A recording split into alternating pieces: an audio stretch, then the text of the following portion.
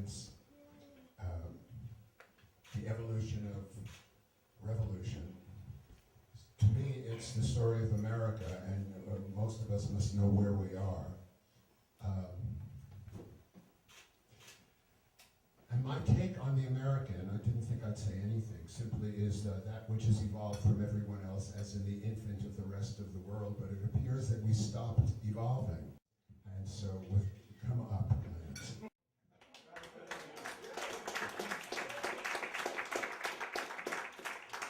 And politics is the lifeblood of this representative democracy that we have in this country. We do not have a democracy.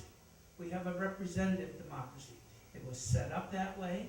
The brilliance and the genius of the founding fathers set up a system of government and a system of governance in which the people would choose elected representatives to go and do their bidding. That's the way it's supposed to work. That makes sense to me.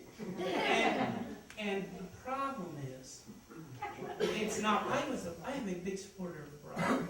I would have liked to have a health care system that insured every person.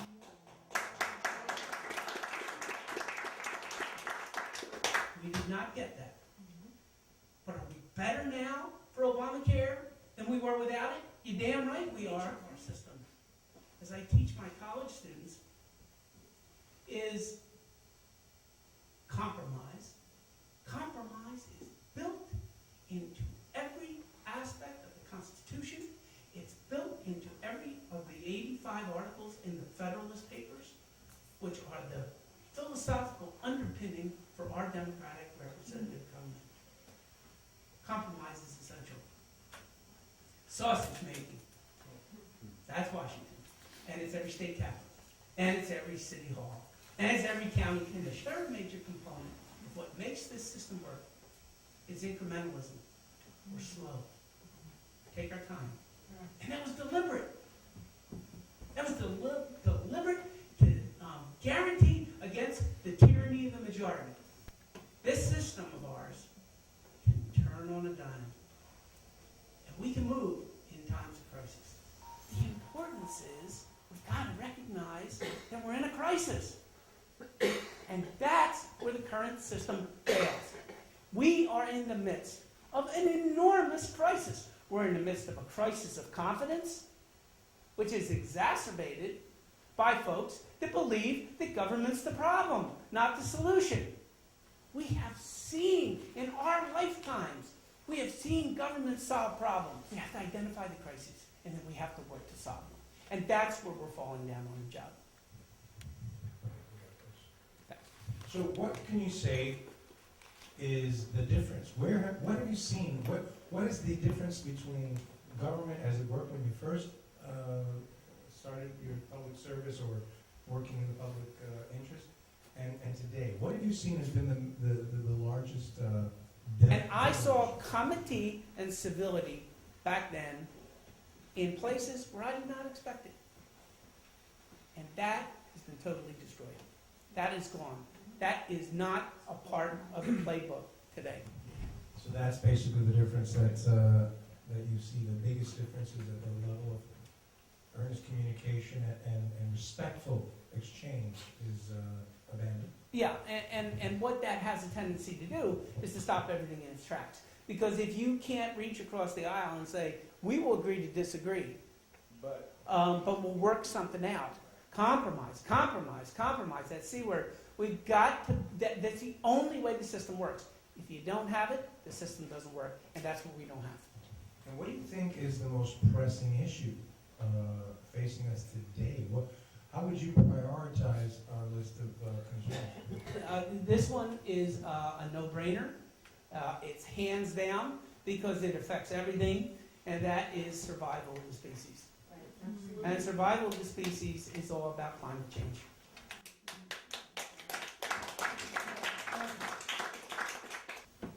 This is the most basic survival skill that there is in the world. Hands down, it's not even close. Are there other important issues? Oh, of course there are. There's a long laundry list. But you know what? if we're not able to weather this, definitely intended. If we're not able to weather it, it ain't gonna matter. That's right. And when I talk about doing things for my kids, it's not my kids, it's the next generation. These kids, they're already asking, but they're going to grow up and they're going to look back and they're going to say, what the hell were you thinking? Or why weren't you thinking? Or what in the world did you have in mind?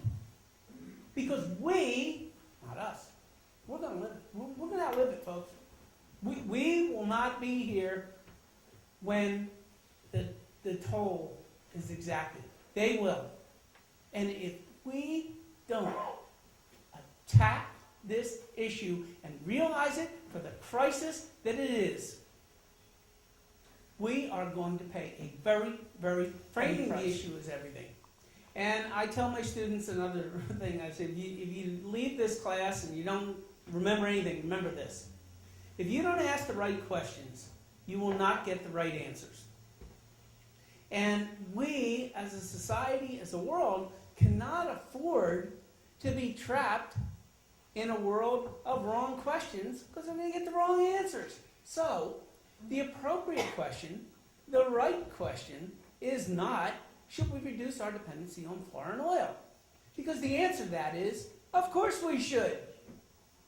That's not the right question. The right question is, should we wean ourselves off of our dependence on fossil fuels?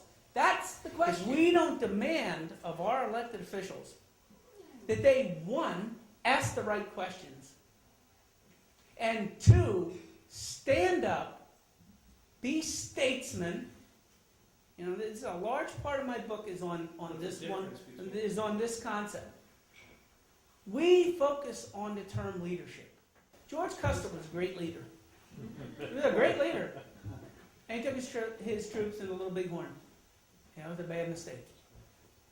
You can have good leaders, you can have bad leaders. Statesmanship, by its very definition, entails vision and wisdom. And that's what we need. We need visionary leaders. We need leaders with wisdom. Carter went before the nation in 1977 and said, we have got to learn to sacrifice, and that our energy problem was the moral equivalent of war. You can say whatever you want to say about Jimmy Carter in any one of a number of spheres. And I will be the first one to tell you, I was there. The politics were not very good. All right? But we need visionary leaders. We need people to say to us, we need people to tell us things we don't want to hear. I'm not a fatalist. I'm not one of these people who say, oh my God, we're doomed. Well, what are your I think, steps? I'm going to get into that. I think that we can kick this thing because we've shown we'll have to go in the past a little bit here, because we've shown throughout our history that we can rise to the occasion. First thing, and these are what I call 6 conceptual remedies to getting us out of this dysfunctional funk. First one, we have to place a value on public service. That quaint notion that public service means to actually serve the public, got to get back to that. We've gotten away from that. Okay? 2, we've got to demand that our elected representatives look at short-term issues and short-term problems, but focus mainly on long-term issues and long-term problems. Short-term mentality. I know about the political cycle, and I know that you're only as good as until your next election. We got to get away from this short-term mentality. Sure. It may be good for private business who only has one function in life, that is to maximize profits. But it's no good for the government. We've got to replace public interest for special interest. Got to go back to this notion that it's the public that the government is supposed to focus on, not the special interests. We've got to focus on statesmanship versus leadership.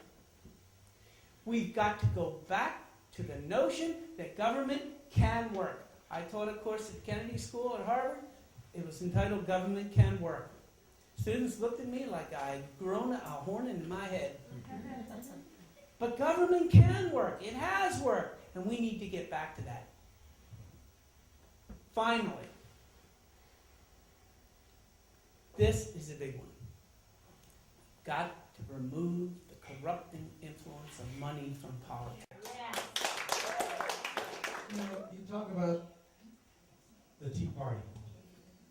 Talk about progressives. Is this a partisan issue? Is it a Republican only? Are the bad guys? What do you think? I do think that the dysfunction is asymmetrical. In other words, I think that the Republican Party is responsible to a greater degree than the Democratic Party. But this is not and should not be viewed through the lens of a Democrat and a Republican issue. This is a right and a left issue. Right. No, it's not right and wrong. It's right and left. Because the Republican Party, and I missed this, and I wasn't the only person who missed this. I thought the Tea Party would be co-opted by the establishment Republican Party. And I was wrong. And I think a lot of people were wrong. And it has happened in reverse. And that is a huge issue. A couple years ago, I was invited down to Gettysburg College. I was working in Harrisburg, Pennsylvania for the governor of Pennsylvania. And I was invited down to Gettysburg College to spend a weekend which commemorated the 50th anniversary of Nikita Khrushchev's visit to Gettysburg. Okay? So, and that visit was 1959, so we're talking in 2009. And for that weekend, I spent the whole weekend with scholars and with Nikita Khrushchev's son, Sergei, and Dwight Eisenhower's granddaughter, Susan. So I got a picture of me flanked by an Eisenhower and a Khrushchev.